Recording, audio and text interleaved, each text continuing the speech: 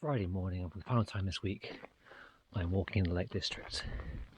I parked my car on Rydal Road in Ambelside, again paying £8 for the privilege.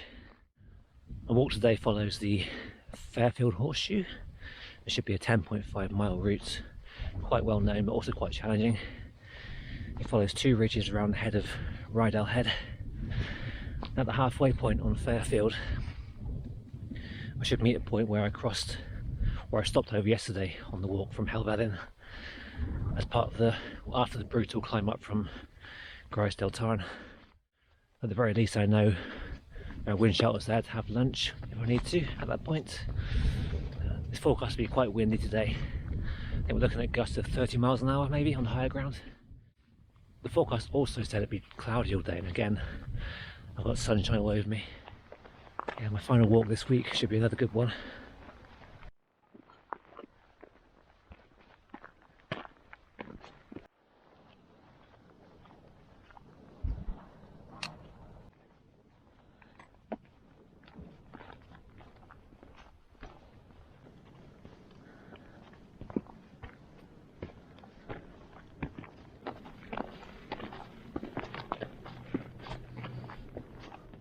Start the climb up towards Low Pike.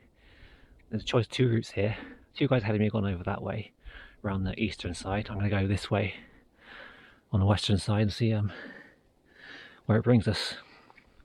It should go to the same point anyway, just this one's marked as a right of way. That was marked as a black lined footpath. I'm sure both are fine, but I'll try this anyway.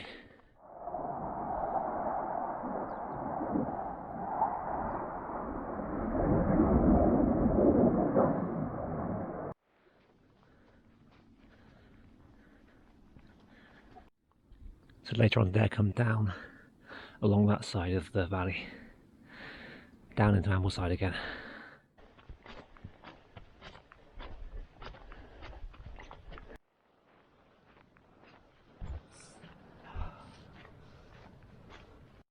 So that was High Pike done. Now heading up towards Dud Crag. Been walking for about 90 minutes now. Good progress so far. I find that the left side of this wall is quite grassy and boggy in places, but the right side looks more stony in places, so I made the right choice, I feel. One of my middle toes is actually bleeding, I found this morning, due to yesterday's walk and the friction caused somewhere.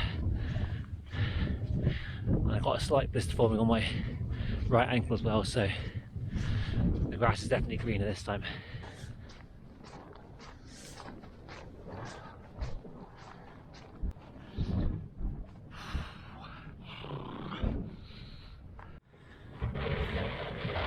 It's very windy on the Dove Crag behind me. Plodding on towards this next hill.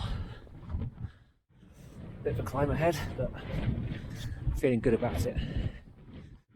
I suppose you do get stronger as the days go on when you're hiking.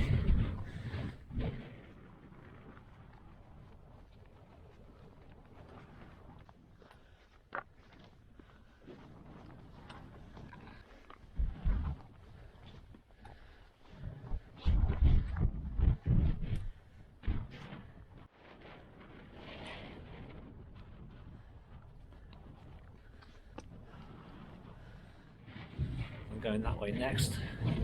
Came from all the way down there.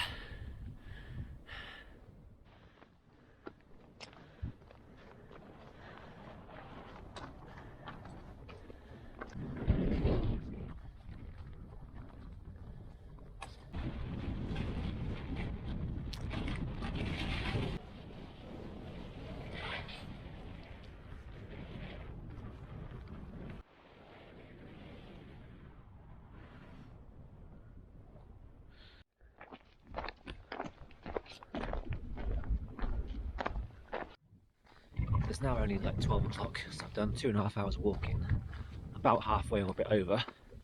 Really good progress, I'm quite impressed.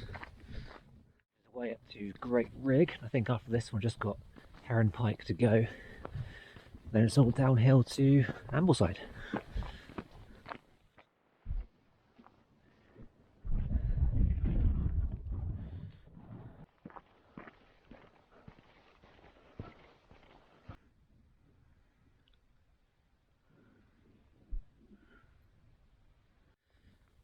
all I've got left to do now is navigate this undulating route going down towards Ambelside again, and then find the pass going behind, I think it's Rydal Hall, and back towards the car park. It's about 1:30, so 3 o'clock sounds very good to me for a finish time.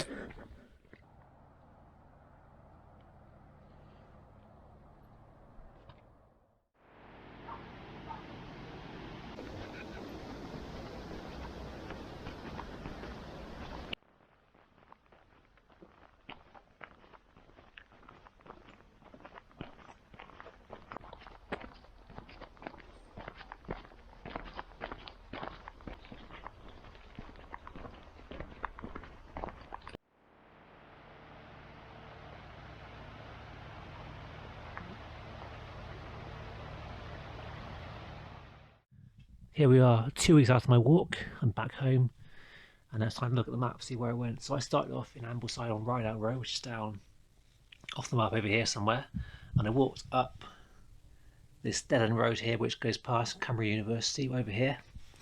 I joined the footpaths. It's pretty straightforward, following the obvious way onto the open access lands, and you can walk on either side of the boundary from here on.